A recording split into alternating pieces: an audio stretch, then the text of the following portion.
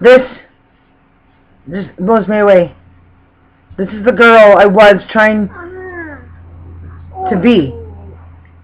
Discovering the Jennifer Schneider folders, the pictures that make me think, what just happened to my head? You know, the Jennifer Schneider photos, like there's a different personality in here. Who is this? What this is? This isn't Superman's twin sister. What's going on here? What you're seeing here is a girl that was just trying to become Jennifer Cooley. This is a girl that was trying to have a relationship with a guy named Mike in Richmond, British Columbia, whose address I do not know since he stranded me 6 years ago after making me go meet his parents, which I never wanted to do. People I didn't want to know. A guy that should have come looking for me on his own to apologize and say sorry for putting you through that. I'm sorry I did that. A guy I can't even ask today what his purpose was for doing that, what he wanted. I would have looked beautiful in a dress. It would have been wonderful, but it might have been 40 years old before I put one on. In the meantime, I could have had a wonderful relationship with him. It's nuts.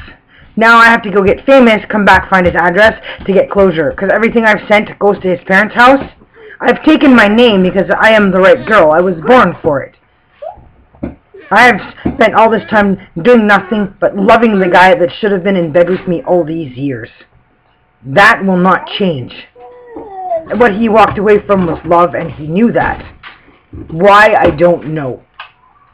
But, anyways, now I'm going to go play the music that came from it, the album of songs, the poetry book that got created because of the pain and the loss in my life, and try to deal with the baby that is here, that happened, divorcing a love child that should have taken place. I have no way of putting anybody in jail. I'm literally blown away. I cannot tell you the fact that all I want is somebody to go to prison. I've been violated again. I'm at a loss for words. I want somebody to go to jail. I have no way of getting anybody to go to jail, and the only person they keep locking up is me for being the victim. How do I arrest his mother? How do I put his mom in jail? How do I lock up a woman that was hoping and waiting for years to see how long it would take for me to screw up somebody else who would sleep with me and knock me up? How do I do that? How do I do that knowing that that's what she was thinking?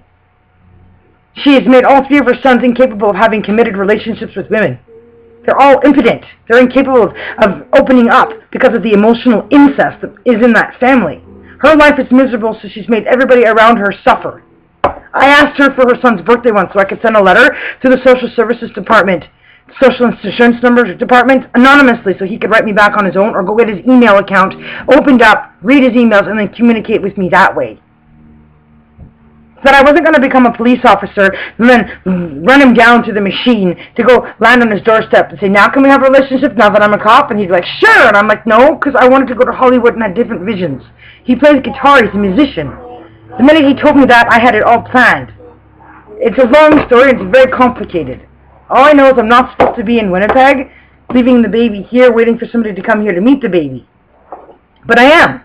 All I can do is talk to the camera and hope people watch Now Television, the story of my life and what happened in the situation of 9/11 in Canada, watching Obama stop the military in Afghanistan from being able to do any more damage in our continent. Don't tell me those mosques are harmless. They're not practicing religion. They are outpopulating us. The devil is something that's invisible to us. It's not a spirit you can touch or see or put in jail.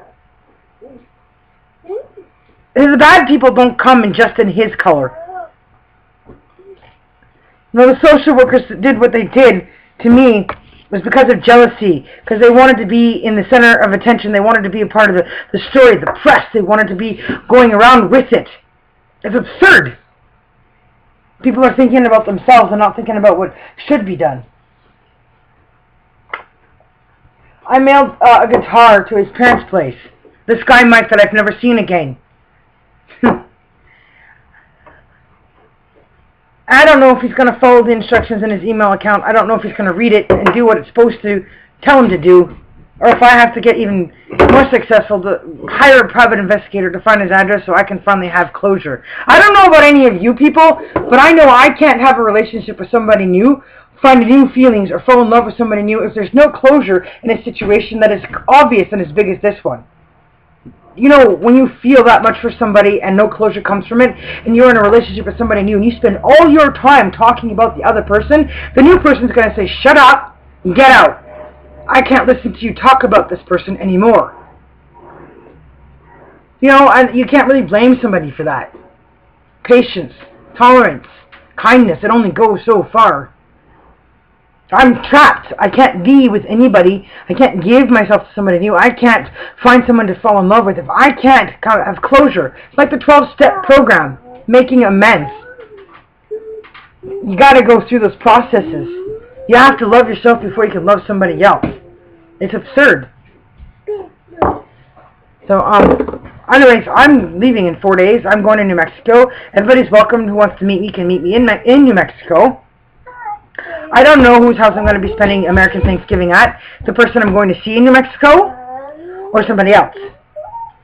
I'm going to keep making my rants, uploading these. Maybe people will start watching them. Maybe it'll become something interesting. Maybe people want to see, how is she going to get custody back?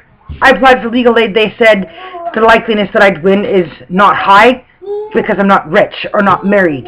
I don't need to be married to raise children. And I don't need to be rich.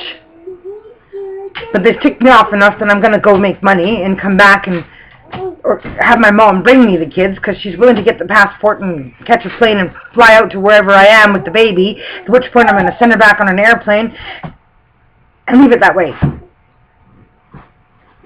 It's nuts. I haven't been able to go anywhere in the world with this child since she was born. Nowhere in public can I take her. I can't go to Alberta. I can't go to Saskatchewan. I can't go to Ontario. I can't go downtown Vancouver. I can't go on a SkyTrain with my children. Like, you've made this country a prison to me because I can't live. Hi. Anyways, 7 minutes. I'm going to go. This is 3 10-minute segments pretty much. My coffee's really cold. I gotta find something to eat. She's just opened up her pink marker. But I gotta play the piano or something. Or put my head in the ground like an ostrich. Great. If I was an alcoholic, I'd say I would need to go drink. But I hate booze. I don't like the effects of alcohol. Anyways. That's the beginning of the story. It's bigger than that. I'm not gonna get into the rest of it on here. But peace out, Superwoman.